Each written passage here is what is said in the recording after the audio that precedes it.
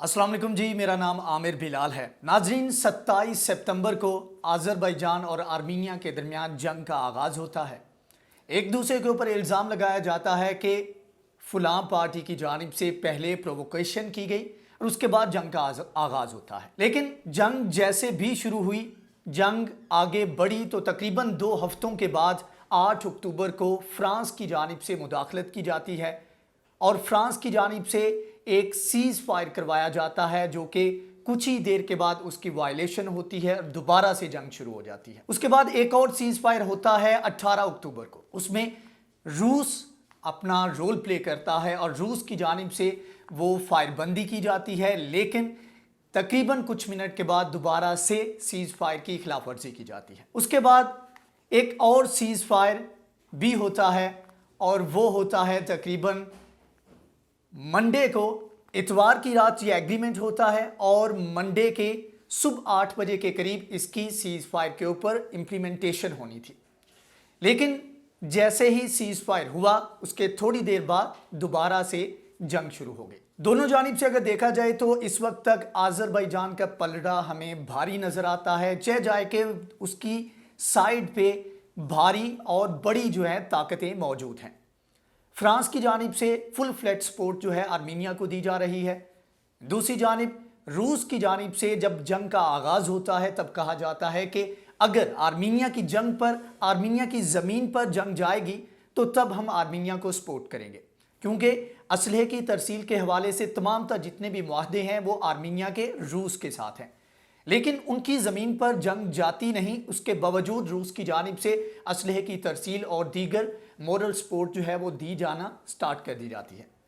दूसरी जानिब देखें तो यूएस की जानिब से भी इसके ऊपर ज़्यादा इंटरेस्ट नहीं दिखाया जाता, हालांकि यूएस भी इसमें मुकम्मल तौर पर ज़िम्मेदार है इस डिस्प्यूट को रिजॉल्व करने के हवाले से। लेकिन ये जंग बढ़ती है और इसमें तकरीबन अब तक 4 से 5 हज़ार कैजुअलिटीज़ हो चुकी हैं। दोनों जानिब से भारी नुकसान हो रहा है। इसमें बज़ाहत देखा जाए तो आज़रबाईजान का पलड़ा हमें भारी नज़र आता है। अब यहाँ पर सवाल पैदा होता है कि इस वक्त दुनिया के जो करता धरता है वो एक पेज पर हैं कि इस इशू को रिजॉल्व करना चाहिए,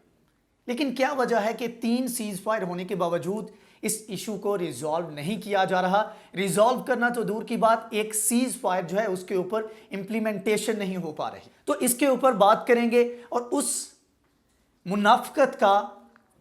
हम आपको बताएंगे जो कि इन 3 बड़े ममालिक की जानिब से दिखाई दी जा रही है।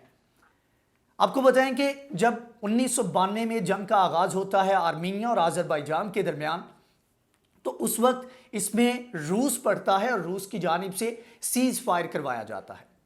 उसके बाद एक ग्रुप तश्कील पाता है जिसको दिया जाता है नाम मिन्स्क का। अब उस ग्रुप में जो फाउंडिंग मेंबर थे उसमें रशिया था, फ्रांस था और यूएसए था। अब इन तीनों ममालिक ने इस चीज़ की जिम्मेदारी ली कि हम इस मसले को हल करेंगे और इस डिस्प्यूट को रिजॉल्व करेंगे। लेकिन इतना अरसा गुजरने के बावजूद, तकरीबन 30 साल गुजरने के बावजूद इस इशू को रिजॉल्व नहीं किया जा सका और टाइम टू टाइम फ्रांस की जानिब से आर्मीनिया को सपोर्ट किया गया, रूस की जानिब से भी एक टेंडेंसी दिखाई गई आर्मीनिया की जानिब से, और यूएस की जानिब से इसमें कोई खातिर खा इससे पहले कोई हमें रोल नज़र नहीं आता। हाँ, एक मुआहदा किया गया तकरीबन 2008 के दरमियान, उसमें यह कहा गया कि वो इलाके जो कि आज़रबाईजान के हैं, आर्मीनिया के कब्ज़े में, उनको आहिस्ता आहिस्ता आज़रबाईजान को कन्वर्ट किया जाएगा, उधर मुंतकिल किया जाएगा और जो वहाँ पर तनसीबात हैं उनको ख़त्म किया जाएगा और आहिस्ता आहिस्ता इसको एक रिजॉल्व की जानिब इसको इस तमाम तर इशू को लेकर जाया जाएगा। अब बात कर लेते हैं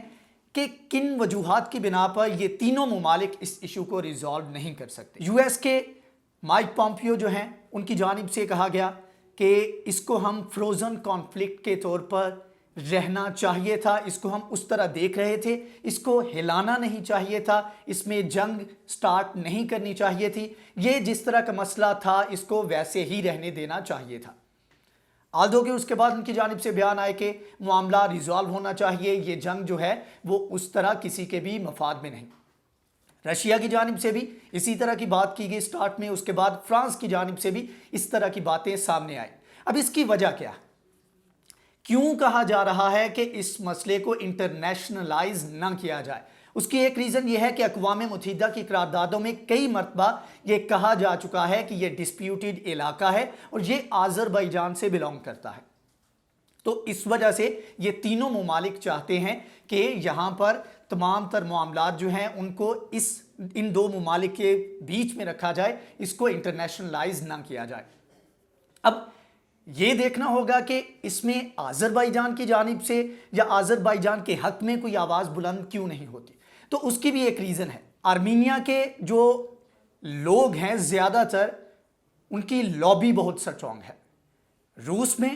یو ایس میں اور فرانس میں۔ یہی وجہ ہے کہ ان کے بڑے لیول پہ جب آفیشیل سٹیٹمنٹ آتے ہیں تو وہاں پر نہ تو آرمینیا کو کنڈیم کیا جاتا ہے اور نہ ہی آذربائیجان کو سپورٹ کیا جاتا ہے، ہمیشہ ایک بائسنس دکھائی جاتی ہے آرمینیا کی جانب سے۔ اب یو ایس کی بات کریں تو یو ایس کا ایک تو انٹرسٹ نہیں بنتا، دوسرا یہ ہے کہ یو ایس کے اندر جو ہے وہاں پر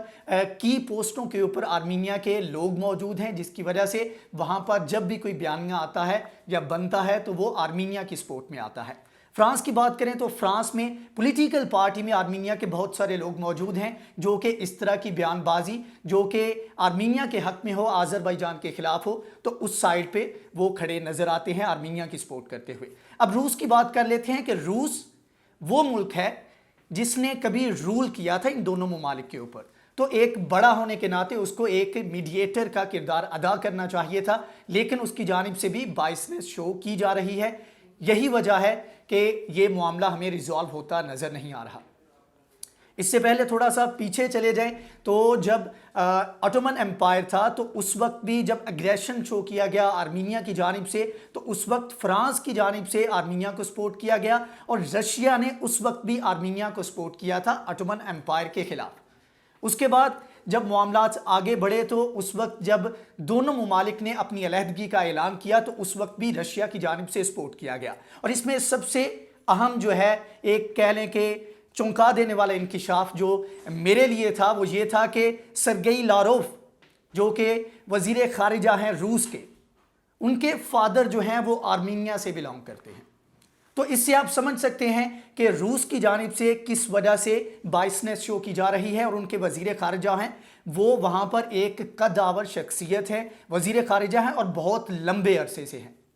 یہی وجہ ہے کہ یہ تمام تر معاملات ہمیں اس طرح حل ہوتے نظر نہیں آ رہے جس طرح ان کو حل ہونا چاہیے تھا۔ یہی وجہ ہے کہ ترکی بھی اس کے اوپر آواز بلند کرتا ہے، آذربائیجان آواز بلند کرتا ہے کہ ہماری بات کیوں نہیں کرتے، آپ لوگ صرف اپنی بات کرتے ہیں، اور اس کے اوپر ان کی جانب سے احتجاج بھی ریکارڈ کروایا جاتا ہے لیکن اس کے اوپر کوئی کان نہیں دھرتا، اور آپ دیکھیں گے کہ آنے والے دنوں میں بھی اس ایشو کو ریزالو ہوتا آپ نہیں دیکھیں گے، کیونکہ اس ایشو کو اگر ریزالو کرنا ہے تو اس کے لیے ضروری ہے کہ جو انویڈر ہیں ان کو اپنے پرانے علاقوں میں جانا پڑے گا، جو کہ آرمینیا بھی تیار نہیں، فرانس بھی نہیں چاہتا، یو ایس اور روس بھی نہیں چاہتا کہ وہ وہاں سے واپس جائے، کیونکہ ایک خطے میں ایک ٹینشن کریٹ کرنا اور وہاں کے جو پوٹینشل پاورز ہیں ان کو ایک لمٹ تک رکھنا، یہ اس طرح کی سپر پاورز کو یا بڑی طاقتیں جو ہیں ان کو سوٹ کرتا ہے۔ یہی وجہ ہے کہ وہ اس ایشو کو فروزن کانفلکٹ کے طور پہ دیکھنا چاہتے ہیں، ایک ایسا ایشو جس کو ریزالو نہ کیا جا سکے۔ یہیں پر یہ لوگ جو انویڈر ہیں یہ بیٹھے رہیں، آرمینیا کے لوگ بیٹھے رہیں، اور یہاں پر اس کے بعد جب کبھی موقع ملے تو مزید اس انویژن کو آگے بڑھایا جائے۔ تو ناظرین یہ تیسرا سیز فائر تھا، ہمیں چوتھا بھی دیکھنے کو مل سکتا ہے، پانچواں بھی دیکھنے کو مل سکتا ہے۔ تو اس میں اگر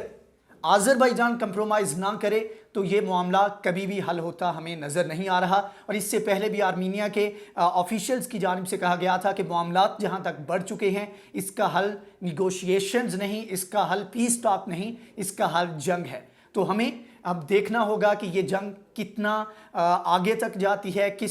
کون سا رخ اختیار کرتی ہے، اور کس طرح معاملات اس میں